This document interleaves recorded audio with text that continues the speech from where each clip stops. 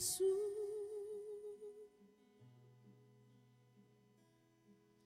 Esa llama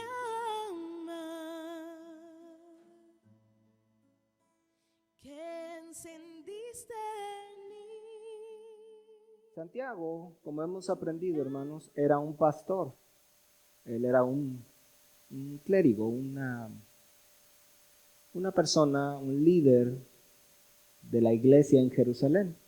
¿Recuerdan? Era un líder de la iglesia en Jerusalén, pero su iglesia, todos sus feligreses, por causa de la persecución que vino contra los cristianos en aquella época, salieron todos dispersados por todos lados. ¿Recuerdan eso? ¿Recordamos esa parte? ¿Tú te acuerdas, Jorgito? ¿Sí? Bien. Y la carta de Santiago es una carta que este pastor escribe a esas ovejas que están por todos lados. Él les mandó estas recomendaciones.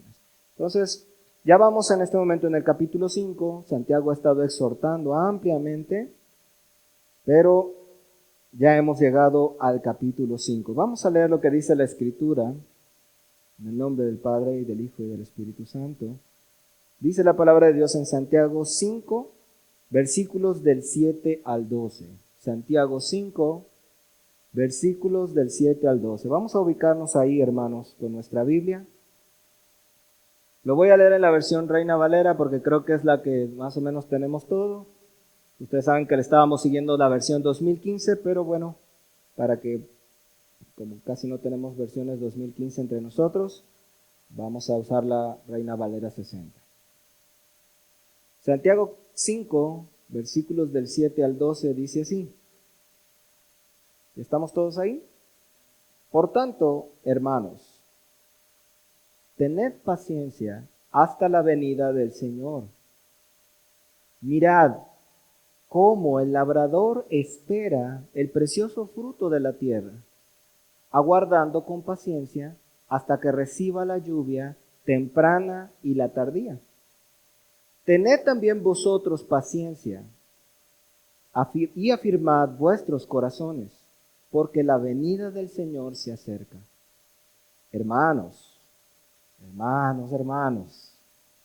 no os quejéis unos contra otros, para que no seáis condenados. He aquí, el juez está a la puerta. Hermanos míos, tomad como ejemplo de aflicción y de paciencia a los profetas que hablaron en el nombre del Señor. He aquí, tenemos por bienaventurados a los que sufren. Habéis oído de la paciencia de Job y habéis visto el fin del Señor, que el Señor es muy misericordioso y compasivo. Dije del 7 al 12, perdón, una equivocación, es del 7 al 11. Del 7 al 11. Bien, hermanos. Entonces, vemos que Santiago sigue dando instrucciones a su grey. Hace 2 semanas, ¿sí? La última vez que predicamos sobre esto, porque después predicó mi papá y luego viajamos a Querétaro.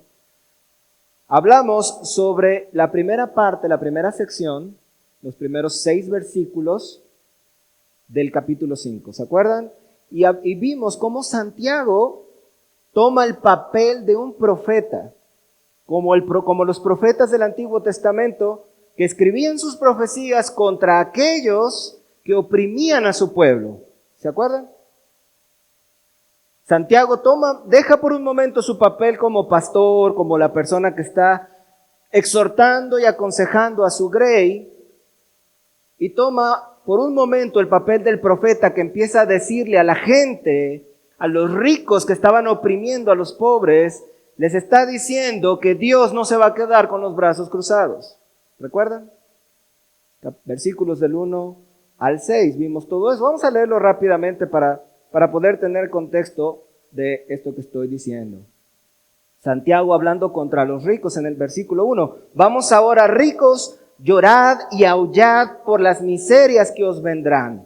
Vuestras riquezas están podridas y vuestras ropas están comidas de polilla. Vuestro oro y plata están enmohecidos y su moho testificará contra vosotros y devorará del todo vuestras carnes como fuego. Aquí está el juicio de Dios. por la avaricia de estas personas que se gozaban en hacer el mal.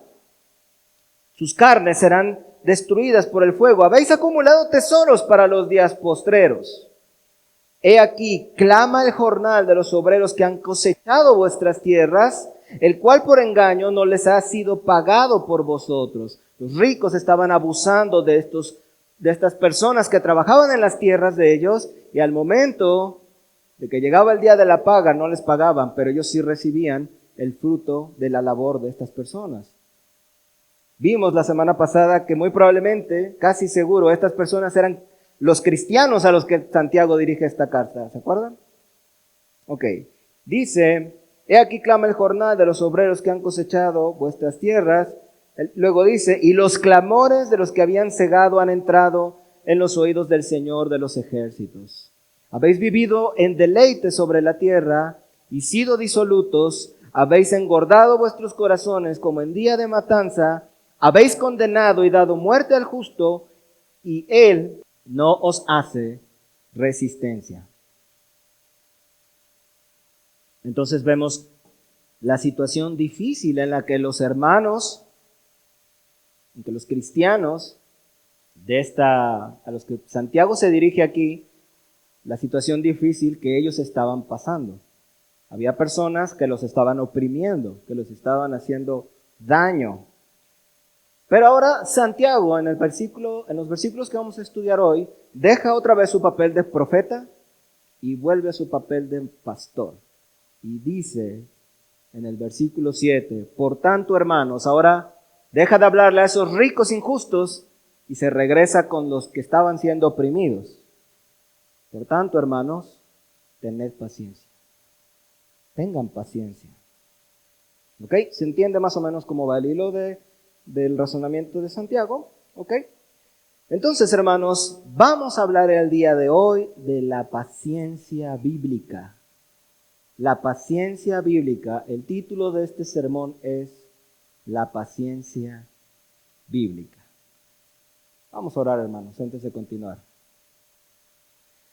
Padre, en el nombre de Jesús, Señor, nos ponemos en tus manos, entendiendo, Señor, primeramente que somos del todo dependientes de ti, Señor. Padre, hoy queremos aprender, hoy vamos a aprender de la paciencia bíblica. ¿Qué significa paciencia? ¿Cómo podemos lograr esa paciencia? ¿Qué es lo que tú nos mandas? ¿Cuál es tu voluntad para nuestras vidas? Señor, te pido que tu Espíritu Santo nos hable al corazón, que nos muestre, Señor, tu voluntad en tu palabra. Amén. Muy bien, hermanos. ¿Qué es para ti la paciencia? Cuando tú piensas en esta palabra, paciencia, ¿qué significa para ti? Un don. Interesante. Pregunta, ¿será que tu concepto de la paciencia sea el mismo concepto de la Biblia? Hemos aprendido que traemos toda clase de ideas raras y luego viene la Biblia y nos cambia toda la jugada, ¿verdad? ¿Será entonces que tu concepto de paciencia sea el mismo? ¿Cómo ser bíblicamente pacientes? ¿Qué actitudes debemos evitar? Eso es precisamente, hermanos, lo que vamos a hablar el día de hoy. ¿Qué significa ser pacientes bíblicamente? ¿Qué actitudes no son bíblicas? Queremos ser bíblicos, ¿verdad? No solamente en lo que creemos, pero también en lo que hacemos. ¿Amén? Ok. Entonces, después de que Santiago, a la manera de los profetas, profetizara la condenación de aquellos ricos que oprimían a los hijos de Dios, como hablamos hace un momento, ahora el pastor Santiago vuelve a su rol pastoral y se dirige a su grey para exhortarlos a ellos, pero también ahora a nosotros, mis hermanos, a tener paciencia en medio de las dificultades de la vida cristiana. La vida cristiana no es fácil. Si alguien te dijo, ven a la iglesia y todos tus problemas te van a resolver. Ese es un falso profeta, huye de ahí. No es cierto. No es lo que la Biblia nos enseña. La Biblia nos enseña que el Señor va a estar con nosotros todos los días, en todo momento, hasta el fin del mundo, pero en ningún momento el Señor nos promete, ya, todo va a estar resuelto. Pero sí hay una enorme diferencia entre pasar esta vida con Dios y sin Dios. Algunos de ustedes saben a qué me refiero, ¿verdad? La vida cristiana, hermanos, es difícil. Es difícil. ¿Por qué? Porque somos pecadores.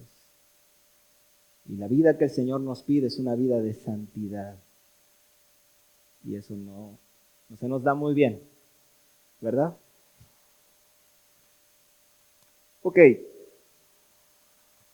En los versículos entonces del 1 al 6, Santiago arremetió contra los ricos opresores. El Espíritu Santo inspiró a Santiago para tomar el rol de profeta y profetizar contra aquellos que estaban oprimiendo a los hijos de Dios. Este mensaje que Santiago dio, aparentemente dirigido a los ricos opresores, al mismo tiempo era un mensaje para los hijos de Dios, para que los hijos de Dios se dieran cuenta que Dios se iba a hacer cargo de los opresores, de la gente injusta. Vimos hace 2-3 semanas que el que se mete con un hijo de Dios se mete con Dios. Dios no se va a quedar de brazos cruzados. Dios no se quedará para siempre con los brazos cruzados, mis hermanos, viendo cómo sus hijos sufren injusticias. Pero ahora la pregunta es, ok, estoy sufriendo injusticias. Dios se va a hacer cargo de esas cosas que me están pasando a mí, de la aflicción, de la angustia. La pregunta para ti es, ¿cuál debe ser la respuesta del cristiano? ¿Cuál debe ser tu respuesta ante la aflicción que estás pasando? Dios se va a hacer cargo de ello, pero ¿tú qué debes hacer? ¿Cuál es la respuesta? De nuevo, la respuesta es paciencia bíblica. Dios se va a hacer cargo, pero Él pide de ti paciencia bíblica. Leemos en el versículo 7, Por tanto, dado que Dios se va a hacer cargo de tus aflicciones, hermanos, tened paciencia hasta la venida del Señor. Y pone un ejemplo Santiago. Mirad cómo el labrador espera el precioso fruto de la tierra, aguardando con paciencia hasta que reciba la lluvia temprana y la tardía. ¿Cómo es esta paciencia? La primera pregunta que debemos hacernos es, ¿cómo es esta paciencia a la que Santiago se refiere? Hermanos, la mayoría de los que estamos aquí, quizás nuestra invitada no lo sepa, pero el Nuevo Testamento fue escrito originalmente en el idioma griego. Lo sabemos, ¿verdad? Fue escrito en griego y después traducido en diferentes idiomas. Bueno, la palabra griega, que después en español está siendo traducida como paciencia, es una palabra que es macrocímete. No, macrocimésate. No soy griego, hermanos, perdón. Macrocimésate. Y según el diccionario, esta palabra significa estar templado, tener dominio propio, incluso cuando se sufren circunstancias difíciles, es decir, estar calmado a pesar de circunstancias difíciles. También se le traduce como tener espíritu largo, el que aguanta, alguien que aguanta. Implica sufrir circunstancias adversas esperando, pero de una manera voluntaria y no por necesidad. Sobre esta palabra, el comentarista Simon Kistemaker dice, la paciencia es el arte de soportar a alguien, y yo le agregaría o a algo, a alguien o a algo, el arte de soportar a alguien cuya conducta es incompatible con la de los demás y a veces aún opresora. El hombre paciente calma una pelea, ya que controla su ira y no busca la venganza. Como nos dice Proverbios 15:18, el hombre iracundo, el hombre de ira, promueve contiendas, mas el que tarda en enojarse, en airarse, apacigua las rencillas, calma las peleas. La paciencia es lo opuesto a ser de mal genio. ¿Ok? Bien. Santiago sabe que los lectores de su epístola no pueden defenderse de sus opresores. Los vimos, ellos los oprimían, ellos tenían el poder, los cristianos no podían hacer nada contra ellos. Por lo tanto, les insta a ejercitar la paciencia y a dejar estos asuntos en las manos de Dios que vendrá a librarlos. ¿Ok? Entonces, hermanos, hay dos actitudes, y aquí vamos a empezar ya a aplicar las cosas que estamos aprendiendo. Ya vimos lo que es la paciencia en términos generales y vamos a profundizar un poquito más en un momento más. Pero de entrada, hay dos actitudes que tú como creyente puedes presentar, puedes tener ante las adversidades, ante los problemas y las cosas que no nos gustan. Repito eso, hay dos posibles actitudes que tú podrías tener cuando las cosas no van bien, cuando las cosas no están saliendo como tú quieres que salgan. Hay dos maneras.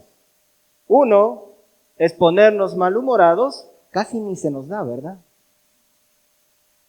Las cosas salen mal, mi esposo no está haciendo lo que debe hacer, lo que yo creo que debe hacer, mi esposa no se comporta como debe de comportarse, y entonces nos ponemos de mal humor, irritables, ¿verdad? Podemos entonces ponernos malhumorados, podemos comenzar a murmurar, ya saben, empezar a hablar mal, le hablo mal, me siento mal con fulano y le empiezo a decir a fulana, sutara, perengana, les empiezo a hablar y empiezo a decir esas cosas, es murmuración. Podemos comenzar a murmurar y quejarnos de los demás, algo que por cierto vamos a ver en un momento, Santiago va a hablar de ello en un momento más, o incluso desistir del esfuerzo que estamos haciendo. Llega el momento en que con las adversidades podemos llegar a decir, ya para qué me esfuerzo, ya para qué les digo, y de todas maneras fulano no cambia, sutano no cambia, de todas maneras nada mejora. O incluso, en algunos casos, podemos llegar a desistir totalmente del camino del Señor. Entonces esa es una actitud que podríamos tener.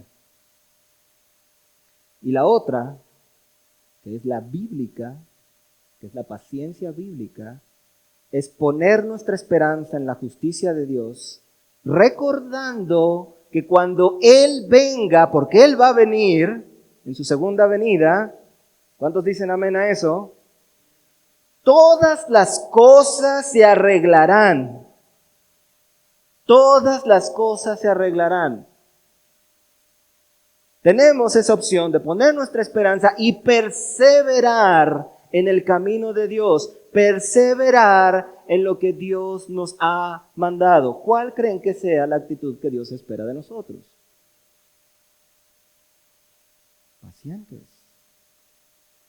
Debemos perseverar. Santiago me ahorró, hermanos, un poquito el trabajo de buscar una ilustración, porque él pone una ilustración sobre un sembrador. Dice la segunda parte del versículo 7, mirad cómo el labrador espera el precioso fruto de la tierra, aguardando con paciencia hasta que reciba la lluvia temprana y la tardía. El labrador espera con paciencia.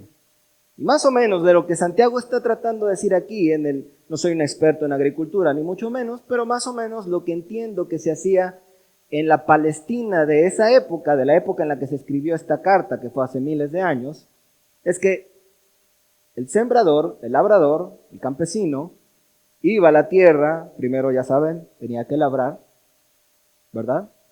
Tenía que darle duro a la tierra, aflojarla, hacer barbecho, y luego hay lo que se le llama la lluvia temprana, en donde es una lluvia en cierta estación del año, normalmente en otoño, en aquella región del mundo, donde cae la lluvia, la tierra está fértil, y entonces, según lo que yo comprendo, en ese momento el sembrador iba y sembraba su semilla. Y entonces esperaba que llegaran lo que la Biblia llama la lluvia tardía, que era por ahí de abril, mayo, para que primero con esa primera lluvia, con la de octubre, esa semilla germinaba. Y con la de abril-mayo, entonces la planta se fortalecía y empezaba a crecer y fortalecerse. El labrador estaba esperanzado, pero ¿qué hacía el labrador mientras esas lluvias? Él no tenía la certeza tal cual de que fueran a llegar esas lluvias, pero ¿qué hacía él en el proceso de esperar esas lluvias? De esperar paciente, pero ¿a qué más hacía? ¿Se quedaba cruzado de manos? ¿Qué hizo? Labró la tierra, sembró la semilla, probablemente fue cada día a quitar hierbas malas, se estuvo fijando, cuidando, él estaba ahí. Cuando la Biblia habla de paciencia, en ningún momento se espera que el cristiano espere de brazos cruzados.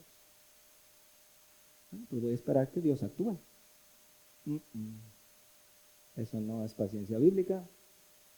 La paciencia bíblica, como vimos hace un momento, es: yo espero que Dios obre, yo espero el tiempo de Dios, como el labrador esperaba las lluvias tempranas y tardías, pero en el proceso yo estoy obedeciendo lo que Dios me dice. Y aquí, hermanos, es el más grande fallo de muchos.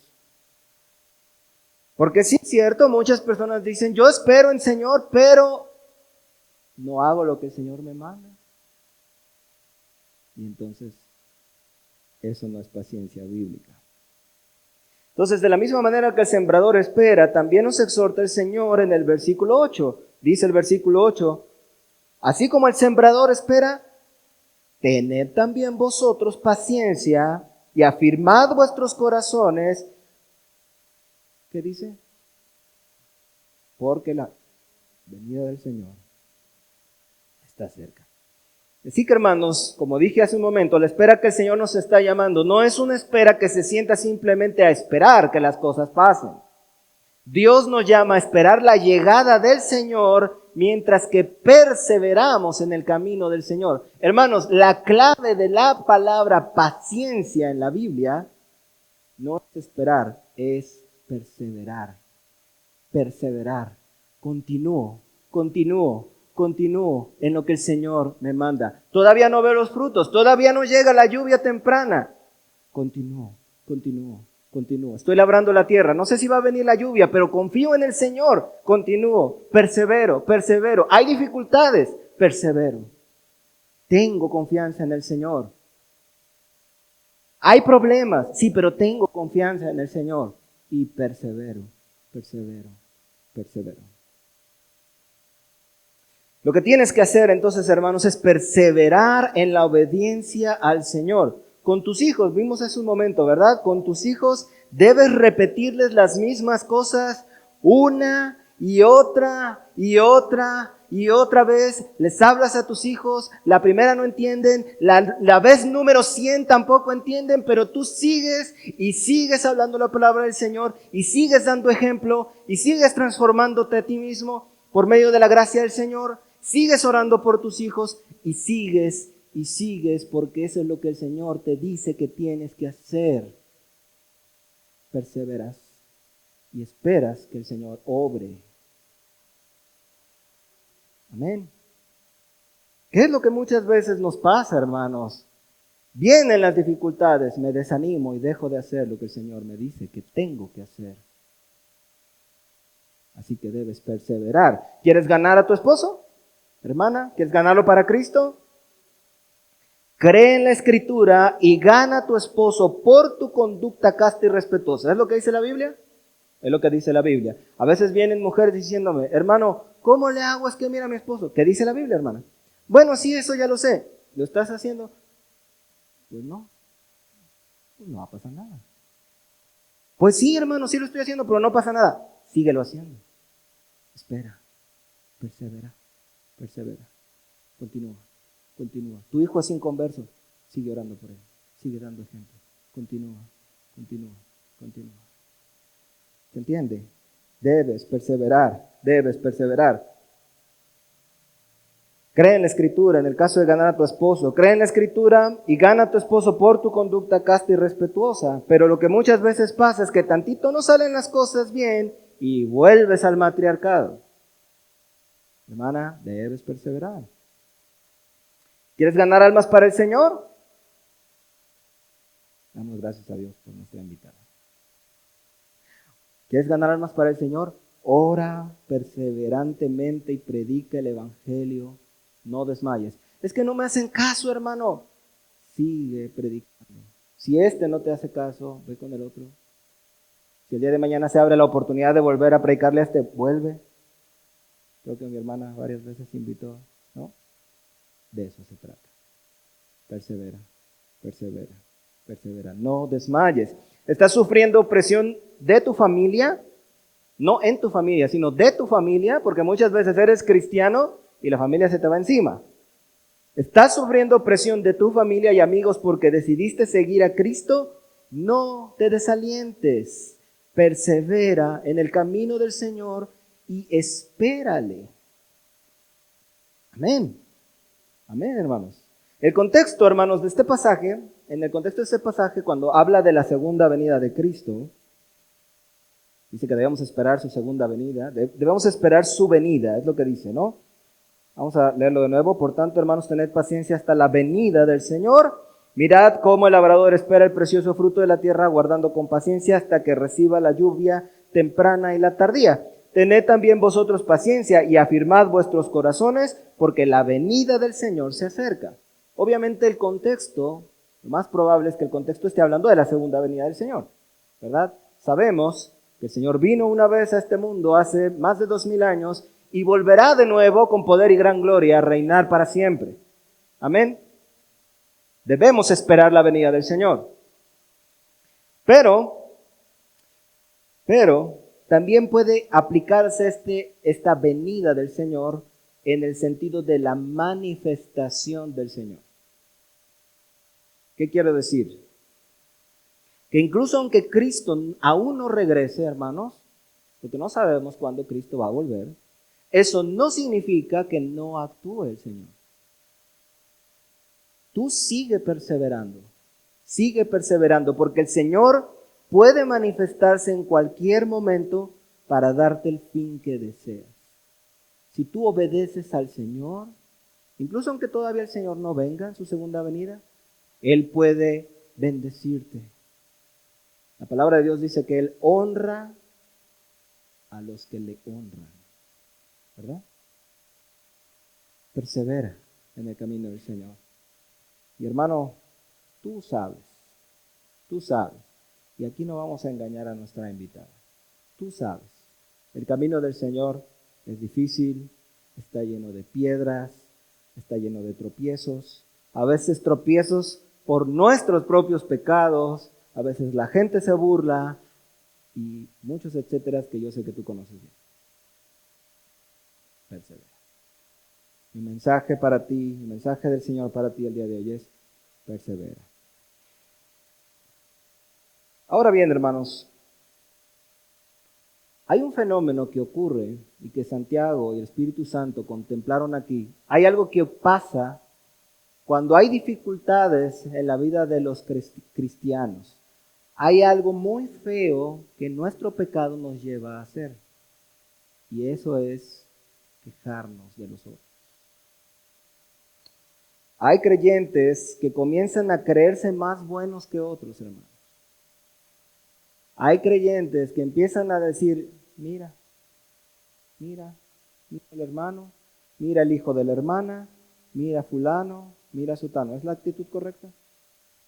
Es que el hermano debería. ¿Es la actitud correcta? ¿Qué es lo que nos manda el Señor a hacer cuando vemos eso? Porque no vamos a decir: no, Él está bien, así déjalo. Tampoco. Si hay algo mal, está mal y se acabó, está mal. Pero, ¿cuál es la actitud que la iglesia debe tener cuando vemos cosas así? ¿Cuál es la actitud? Exhortarlos, amarlos y recordar que nosotros mismos también somos débiles. Ese es un problema horrible en la iglesia. el hermanito que más o menos ahí la lleva y ve al otro que, no sé, se le salen todavía 2, 3 malas palabras por X o Y. ¿No? Estamos en transformación. Y a él no se le salen ninguna malas palabras. Y empieza, mira. Pero no se da cuenta que él tiene otros defectos. Y no se fija en sus defectos. Y ese es un problema. Porque lo que el Señor quiere de nosotros, hermanos, no es que critiquemos a nuestro hermano, es que entendamos que nosotros también estamos mal en algunas cosas y que como comunidad vamos creciendo juntos y superándonos y mejorando. Nunca digas, es que el hermano debería. No hagas eso. No hagas eso. Si tú crees que tu hermano necesita corrección, ve con él, entendiendo primeramente que tú también necesitas corrección. Si tú vas diciendo, yo voy contigo y te voy a corregir, pero es que mira, yo no hago eso. No, hermano. Eso es orgullo y es hipocresía. Ve con tu hermano. Recuerda que tú mismo también estás mal. Tengo una frase aquí de mi mamá que no puedo decir porque no es muy apropiada del todo. Pero el punto es ese, que tú también traes lo tuyo. Tienes cola que te pisen, para que me entiendas, ¿no? Todos tenemos cola que nos pisen. Hasta los creyentes. Hasta el creyente más consagrado tiene defectos. De hecho, el creyente más consagrado es más consciente de su pecaminosidad. Curiosamente. Ahora vive mejor, es más parecido a Cristo, pero se da más cuenta de su pecado. Eso es lo que pasa. Tú vas con tu hermano y le dices, hermano, no te lo digo como yo soy perfecto ya, pero creo que esto te puede traer problemas. Déjame orar por ti. El problema es cuando los hermanos se ponen orgullosos y no quieren recibir nada, ¿verdad? Es un problema, eso también es orgullo y es horrible. Pero si el hermano te recibe, ¿por qué vas a llegar altivo tú creyéndote bueno? ¿Verdad que no?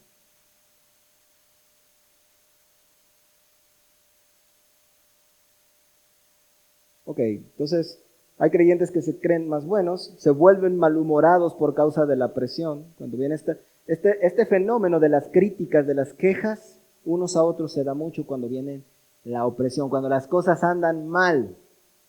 Ahí es cuando los malhumores, las soberbias empiezan a fluir. Cuando hay presión del exterior, cuando hay angustia, cuando hay tribulación. O incluso, hermanos, a veces no hay ni tribulación ni angustia, pero ¿sabes qué? Nuestro pecado nos hace que nos pongamos irritables cuando las cosas no salen como yo quiero. Las cosas no se hacen como yo quiero, entonces ya me pongo irritado y malhumorado. ¿Ok? Los momentos de angustia o presión nos ayudan a ver lo que hay realmente en una persona. Cuando una persona comienza a quejarse de sus hermanos o comienza a chismear y a hablar mal de otros, es una señal clara de lo que hay en su corazón. Repito eso. Cuando una persona, cuando un hermano en la iglesia o una persona en general comienza a quejarse de sus hermanos o comienza a chismear y a hablar mal de otros, es una señal clara de lo que hay en su corazón. Pero hermanos y hermanas, antes de que me digas, sí hermano, tienes razón, la hermana fulana de tal así lo hace, detente ahí. La hermana fulana de tal, el hermano fulano de tal es bien chismoso, siempre anda hablando mal de otros. Alto ahí. Fíjate lo que dice Eclesiastés capítulo 7, versículo 21 al 22. Dice, no prestes atención a todo lo que se dice, y así no oirás cuando tu siervo hable mal de ti, aunque bien sabes que muchas veces también tú has hablado mal de otros. Lamentablemente, hermanos, la mayoría hemos caído en eso. Así que antes de que te precipites a juzgar a aquel hermano o aquella hermana que a lo mejor tiene la boca suelta, lo que no está bien, pero antes de que te precipites a juzgarlo, recuerda que a lo mejor tú también has hablado mal de alguien en otro momento. Es lo que Eclesiastés, en este caso Salomón, nos está enseñando. Bien sabe Dios, mis hermanos, que tenemos esta maldita tendencia a comenzar a quejarnos y a hablar mal de otros cuando hay presiones o simplemente cuando las cosas no salen como yo quiero. Y por ello el Señor nos exhorta en el versículo 9 de Santiago: hermanos, no os quejéis unos contra otros para que no seáis condenados. He aquí el juez está delante de la puerta. Santiago, el Señor más bien que inspiró a Santiago, bien que nos conoce, ¿verdad? Cuando vienen los problemas, cuando las cosas no salen como yo quiero, me empiezo a quejar, a hablar mal de otros. Es mi tendencia, ¿verdad? Es el pecado que está en mí. Pero dice Santiago, nos dice el Espíritu Santo, el Señor nos dice el día de hoy: hermanos, no te quejes de tu hermano para que no seas condenado. Dice de nuevo el comentarista Simon Kistemaker: quejarse y rezongar es lo contrario a estar gozosos y agradecidos. A veces el creyente pueda encontrarse viviendo situaciones muy difíciles, pero lo cierto es que cuando comienza a quejarse, y esto no lo vamos a tapar, hermanos, cuando el creyente, si tú empiezas a quejarte, empiezas a hablar mal de otros, el creyente cae en pecado. No tiene otro nombre, no es una falla, no es un resbalón, es un pecado. ¿Eres chismoso? ¿Eres chismosa? ¿Has hablado mal de otros? Estás pecando contra Dios. Estás pecando. Ten cuidado. ¿Por qué? Porque es un pecado. Peca porque acusa a Dios, quizá indirectamente, de las desgracias que sufre. Mi hermano, ¿eres quejumbroso? ¿Eres quejumbroso? ¿Eres quejumbrosa? ¿Comienzas tú a hablar mal de otros cuando las cosas no se hacen como tú quieres? Veo caras incómodas. ¿No deberías más bien considerar todas las cosas buenas que tienes en lugar de centrarte en las malas? Lo más probable es que Dios te dé muchas más cosas buenas que malas. ¿No sería entonces esto ser malagradecidos con Dios, estarse quejando?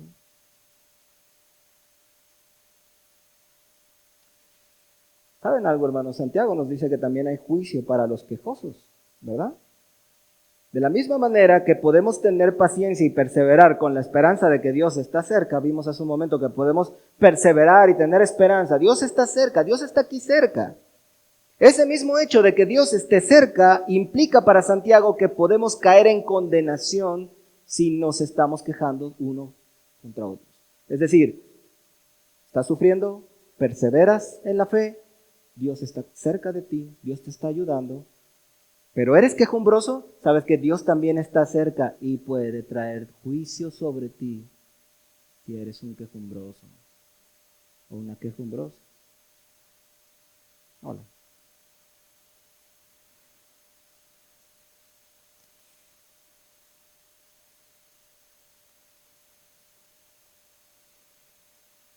Antes de que quisiera hacer una nota aclaratoria, ahorita estaba echándole un ojo a mis notas. Quisiera hacer una nota aclaratoria porque estas cosas que pasan cuando estamos en una situación difícil, cuando nos estamos sintiendo mal, cuando nos estemos sintiendo en una situación incómoda, difícil, que nos trae angustia, tú puedes llegar a concluir, bueno, entonces, aunque me esté yendo de la patada, me lo tengo que tragar todo. No. No se trata de eso tampoco.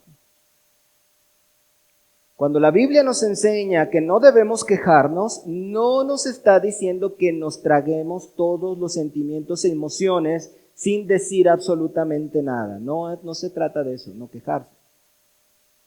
Tal cosa, incluso, hermanos, nos podría traer problemas de salud. Te tragas todo, no lo quieres soltar. Vas a enfermar. Estar continuamente aguantando una situación incómoda y tragarnos todas esas emociones negativas desencadenan en estrés, en desánimo y hasta en depresión. Cuidado. Ok, entonces, ¿qué debo hacer cuando tenga todas estas cosas? Cuando me sienta mal. ¿Qué tengo que hacer cuando me sienta oprimido, angustiado, atribulado, triste, enojado con mis padres, enojado con mis hermanos? Es que mi hermano debería ser, me siento enojado. Entonces, ¿qué debes de hacer? El Señor dice, no te quejes. Pero entonces, ¿qué hago con esto, con este paquete, no? ¿Qué hago con este paquete? ¿A quién se lo doy? Bueno, hermanos, primeramente, debes buscar al Señor.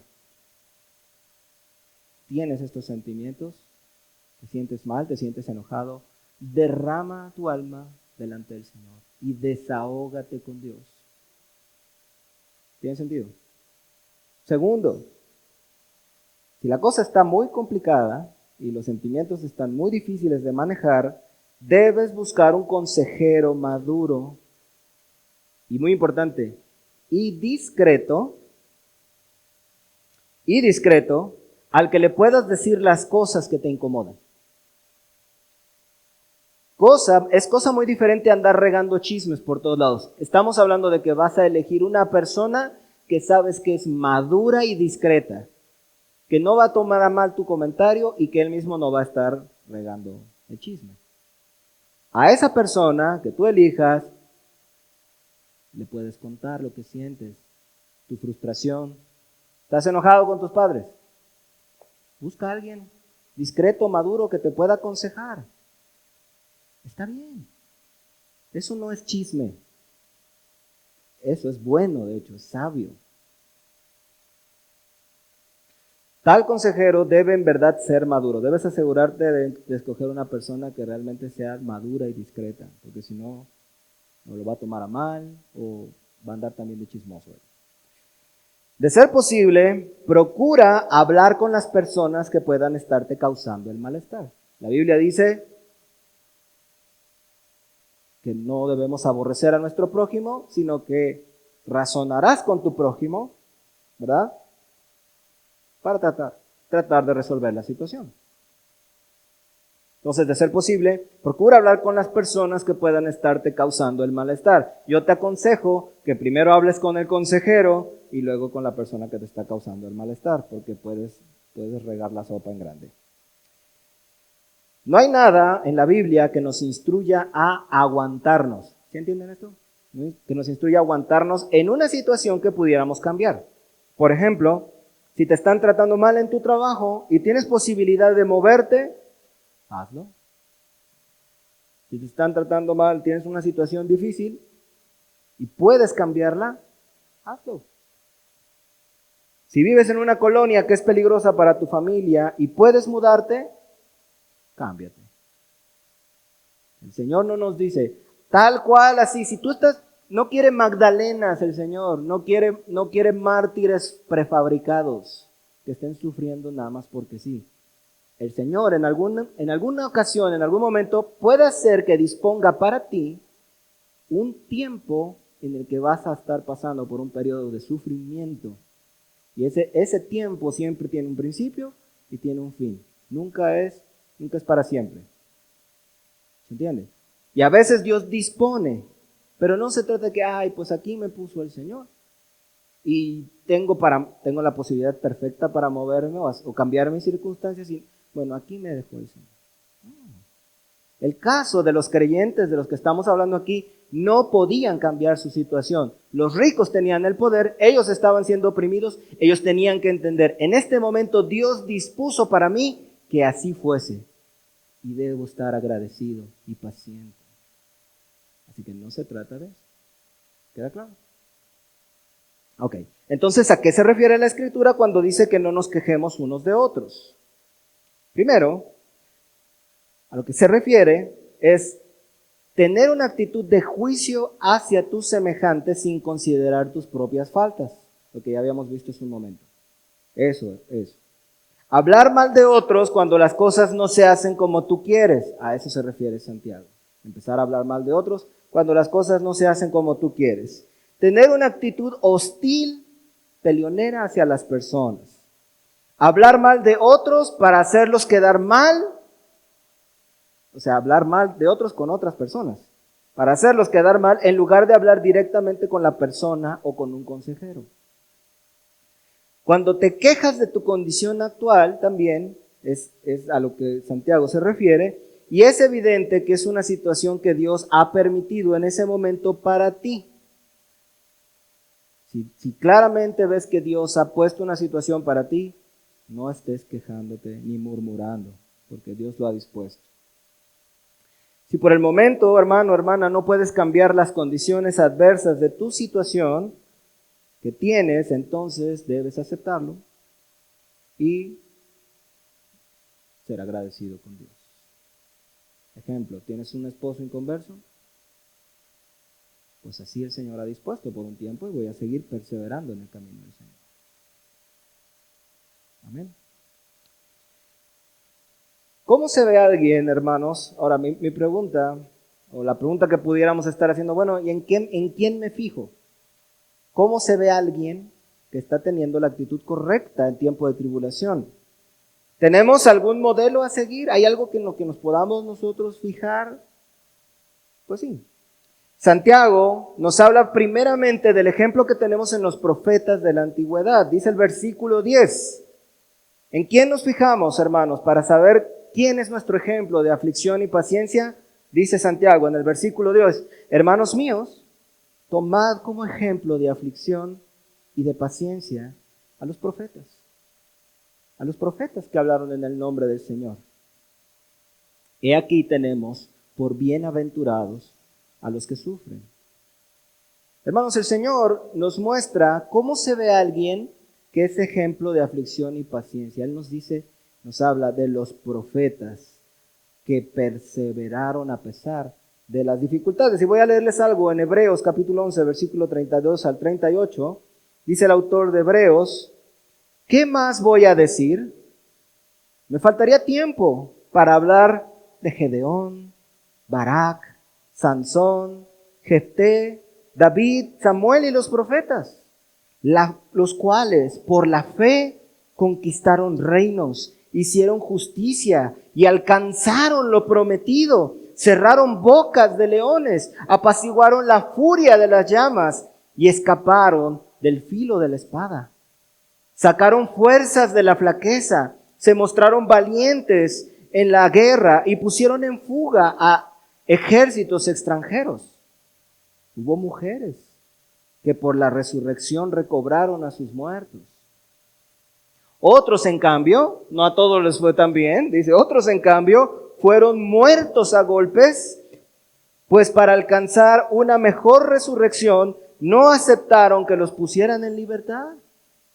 Otros sufrieron la prueba de burlas y azotes, e incluso de cadenas y cárceles.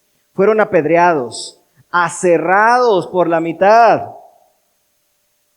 asesinados a filo de espada, anduvieron fugitivos de aquí para allá, cubiertos de pieles de oveja y de cabra, pasando necesidades, afligidos y maltratados. El mundo no merecía gente así. Anduvieron sin rumbo por desiertos y montañas, por cuevas y cavernas. No les fue muy bien a los profetas. La virtud de todos estos grandes personajes de la antigüedad, ¿cuál es? Ellos perseveraron contra toda adversidad. Les pasó de lo peor, hermano. Pero ellos perseveraron. Dice Santiago, vean el ejemplo de ellos. Hermanos, lean la Escritura para que vean los ejemplos de hombres que perseveraron en medio de la adversidad. ¿Verdad? Amén. Ellos, hermanos, por cierto, una muy buena nota aclaratoria, ellos no fueron perfectos, los profetas. Los profetas fallaron. Es más, los profetas, ahorita estamos diciendo, no os quejéis unos a otros. Bueno, los profetas se quejaron a veces también. Tú lees las Escrituras y ves las quejas de Jonás, ves las quejas de Elías, ves las quejas de Jeremías. No fueron perfectos, hermanos. No fueron perfectos. Pero luego se arrepintieron, se levantaron y siguieron. Ese es el ejemplo. ¿Has tropezado? Levántate, arrepiéntete, sigue adelante. Esto es a lo que Dios nos está llamando, mis hermanos, a perseverar a pesar de la adversidad. Si eliges seguir a Cristo, escucha bien esto, los más pequeños que todavía a lo mejor no han pasado por tantas cosas, si eliges seguir a Cristo, el camino será gozoso, pero no fácil. No va a ser fácil el camino, hermanos. Si seguimos el camino de los profetas, podemos incluso llegar a sufrir insultos, nos van a malinterpretar nuestras buenas intenciones, hablarán mal de nosotros, pagarán mal el bien que les hagamos, nos amarán menos cuando nosotros les amemos más. Es posible que todo eso te pase si quieres seguir a Cristo. Por eso dice Santiago, mira a los profetas y persevera. Cuando las cosas se ponen así, entonces, ¿qué hacer? ¿Qué pasa con la mayoría de las personas? Las personas cuando resultan lastimadas, ¿qué hacen? No, yo mejor, ya no, estoy lastimado. Vas con alguien, le quieres hacer el bien, te paga mal, no, yo mejor de lejos. No, hermanos, no. Persevera. Por ejemplo, le haces el bien a alguien, le abres las puertas de tu casa. Por ejemplo, nuestros hermanos vejines, me acuerdo que nos han platicado de que le abrieron su casa a cierto hermano, una cosa así, ¿verdad? Luego, áscatelas, ¿no? Pagó mal, algo así me acuerdo, igual estoy confundiendo las historias. Pero y luego a esos que quisiste ayudar, que les abriste la puerta de tu casa, que les abriste tu corazón, te dan la espalda. Eso le pasó a Jeremías, por ejemplo. Muchos en este punto, cuando les pasan estas cosas, se vuelven desconfiados. Muchos en este punto se vuelven recelosos. Muchos en este punto van a cerrar las puertas de sus corazones. Ya no quieren ser lastimados otra vez. Sienten el dolor, ya no quieren. Pero, hermanos, el Señor nos exhorta a seguir. No te rindas jamás. No te rindas. Gálatas 6, de 9 al 11 dice, no nos cansemos pues de hacer el bien, porque a su tiempo segaremos si no desmayamos. Así que según tengamos oportunidad, hagamos bien a todos, mayormente a los de la familia de la fe. No nos cansemos de hacer el bien. Hermanos, no te canses. Mi mensaje para ti hoy es, persevera. No te canses. Aunque te hayan lastimado, persevera. Aunque te hayan traicionado, persevera. Aunque sea muy difícil, persevera. Aunque la familia se te voltee por ser cristiano, persevera. Aunque en casa las cosas no vayan bien, mis hermanos, persevera. Pero persevera en obediencia. En obedecer al Señor, no solo en religiosidad, en obedecer al Señor. Sigue haciendo el bien, mi hermano. Sigue haciendo el bien, mi hermana, aunque no lo merezcan. Sigue instruyendo a tus hijos en la disciplina del Señor, aunque otros critiquen tu manera de criar. Sigue haciéndolo, sigue leyendo tu Biblia y buscando al Señor en oración, aunque parezca que no pasa nada. Sigue, mis hermanos, sigue asistiendo a la iglesia, aunque haya problemas en ellas. Sigue ayudando a tu prójimo, aunque te paguen mal después. Síguelo haciendo. Es a lo que Dios nos está llamando. Sigue ayudando a tu prójimo, aunque te paguen mal después. Sigue siendo una buena esposa, aunque tu esposo no te corresponda. Sigue amando y sacrificándote por tu esposa, aunque ella a veces no te respete. Hermano, hermana, sigue bendiciendo a los que te maldicen. Sigue orando por los que hablan mal de ti. No te canses. A su tiempo segarás, dice su palabra. Un día el Señor hará resplandecer tu justicia. Amén. Vamos cerrando ya, hermanos. Versículo 11 dice Santiago: He aquí tenemos por bienaventurados a los que sufren. Esta primera parte del versículo 11 nos recuerda en automático a las palabras del Señor Jesucristo en Mateo 5 del 11 al 12. El Señor Jesús dice así: bienaventurados sois cuando por mi causa os vituperen y os persigan y digan toda clase de mal contra vosotros mintiendo. ¿Te han malinterpretado? ¿Has hecho el bien y te han pagado el mal? Bienaventurado, dice el Señor en su palabra. Gozaos y alegraos, porque vuestro galardón es grande en los cielos, porque así persiguieron a los profetas que fueron antes de vosotros. Hermano, gózate. ¿Te han pagado mal? ¿Te está yendo mal? ¿Te están persiguiendo? ¿Te están criticando por lo que estás haciendo? Gózate. Gloria a Dios. Tu galardón es grande en los cielos, dice el Señor. El Señor traerá su recompensa a su tiempo. Gózate. Si estás pasando pruebas por hacer el bien, hermano, ¿estás pasando pruebas? Gózate. Si te estás esforzando y aún así hablan mal de ti y te malinterpretan, gózate. Gózate. Si estás tratando de ser un esposo bíblico y se burlan de ti, gózate. Gloria a Dios, que el Señor te está permitiendo ser tenido por digno de padecer afrenta por causa del nombre. Si tú estás perseverando en el Señor y las tribulaciones vienen, debes gozarte, pues ¿sabes qué? Dice el Señor Jesús, lo mismo le pasó a los profetas.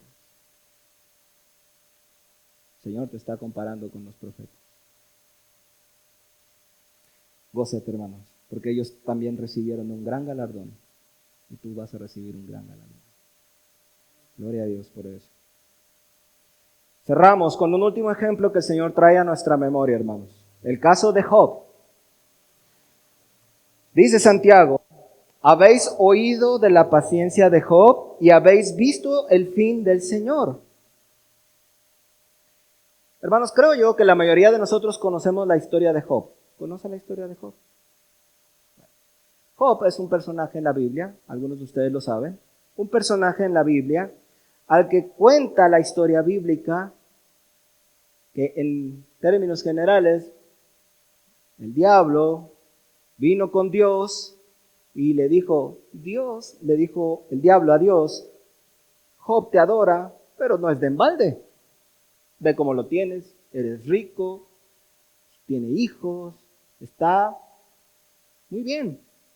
Y el Señor le dice: te permito que lo toques. Te permito que cambies esas circunstancias.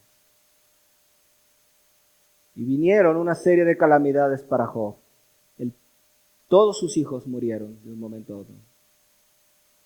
Toda su riqueza se acabó. Él se llenó de llagas. Su esposa le dijo: maldice a Dios y muérete. Y estaba en una situación horrible Job. Y normalmente nosotros decimos: wow, Job, todo lo que pasó, y él permaneció y él fue paciente. ¿Verdad que pensamos eso de Job? Hermano, si yo te preguntara, tú que conoces un poco más la historia de Job, si yo te preguntara, ¿fue Job un hombre paciente? ¿Qué me dirías? ¿Fue Job un hombre paciente? No fue un hombre paciente. ¿Más o menos? ¿No? ¿Sí? No. La mayoría, los felicito porque la mayoría respondería que sí. La mayoría le dice: oye, Job fue un hombre paciente. Sí, hermano, no, olvídate todo lo que le pasó y él estuvo ahí. Job capítulo 3, versículos del 1 al 4. Vamos a ver el paciente Job. Después de esto, abrió Job su boca y maldijo su día. Y exclamó Job y dijo: perezca el día en que yo nací, y la noche en que se dijo varón es concebido, sea aquel día en que nací sombrío, y no cuide de él Dios desde arriba, ni caridad sobre él resplandezca. Job capítulo 6, versículos del 8 al 10. ¿Qué más dice Job? ¿Quién me diera que viniese mi petición y que me otorgase Dios lo que anhelo? Vamos a ver lo que anhelaba Job. Y que agradara a Dios quebrantarme, que soltara su mano y acabara conmigo. sería aún mi consuelo si me asaltase con dolor sin más tregua, que yo no he escondido las palabras del santo. El hombre, básicamente, hermanos, deseaba que Dios lo matara a seguir como estaba. Pues esto no suena muy paciente que digamos, ¿no? Pues, Santiago dice, vean la paciencia de Job. Y tú volteas a ver a Job y dices, bueno, no estoy seguro de que haya sido tan paciente, ¿no? Esperaríamos que alguien paciente dijera, Señor, yo acepto todas las cosas que tú me traes y entiendo el sufrimiento. No, que se maldiga el día en que nací. Entonces, ¿a qué se refiere Santiago, hermanos, con la paciencia de Job? Lo que hace a Job inolvidable no es que haya sido perfecto, ni siquiera que no haya sido quejumbroso.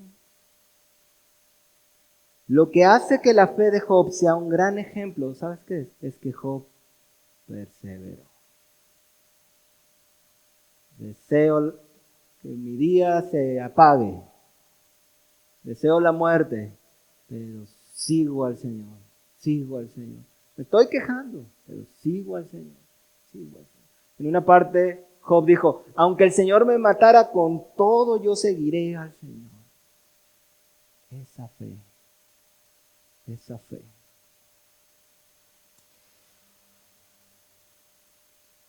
Aún con sus errores, con sus impaciencias, con sus desaciertos, él perseveró y Dios premió su perseverancia, hermano.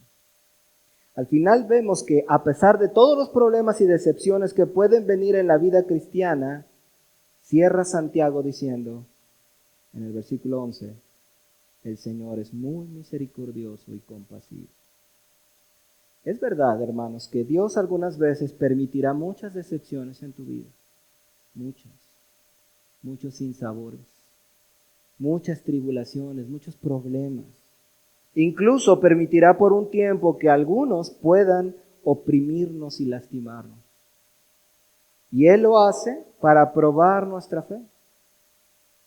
Pero el Señor es muy misericordioso y compasivo. Nota que aunque Job no fue enteramente perfecto, hermanos, vemos que Job no fue perfecto, ¿verdad? No fue perfecto, no pasó su prueba de manera perfecta, no pasó con 10, aunque se quejó, aunque deseó la muerte, aunque maldijo el día de su nacimiento, se quejó de sus amigos y finalmente fue reprendido por Dios mismo, como algunos conocen la historia. Al final de Job, Dios mismo lo reprende. A pesar de todos esos errores de Job, Dios lo bendijo abundantemente. Dios no dejó de sentir compasión por la condición tan triste de Job. ¿Entiendes a lo que voy? Dios no deja de sentir compasión por ti. Dios te ama. A Dios le preocupan tus problemas. Las cosas que te están haciendo sentir terrible el día de hoy no son indiferentes para Dios. Vean el final de Job. Es cierto, pasó por cosas muy duras. Ninguno de nosotros ha pasado por cosas así. Pero Dios es bueno. Dios es bueno. Dios tuvo misericordia de Job y sus debilidades y lo perdonó. Dios no dejó de sentir compasión por la condición tan triste de Job. Dios sintió compasión por Job y tuvo misericordia de él a pesar de sus pecados y tropiezos. Hermano, ¿entiendes cómo aplica esto a ti? ¿Has resbalado? ¿Has pecado? ¿Te has quejado? Persevera. El Señor es muy misericordioso y compasivo. ¿Te has quejado de tus hermanos? Arrepiéntete. Deja de hacerlo y persevera. El Señor es muy misericordioso y compasivo. ¿Caíste en tentación? Levántate, sacúdete el polvo y persevera porque el Señor es muy misericordioso y compasivo. No sabemos, hermanos, lo que el Señor hará, pero si tú perseveras, si tú sigues el ejemplo de Job, de los profetas, el Señor va a coronar tu fe, aún con tus errores, aún con tus fallas. Oramos, hermanos.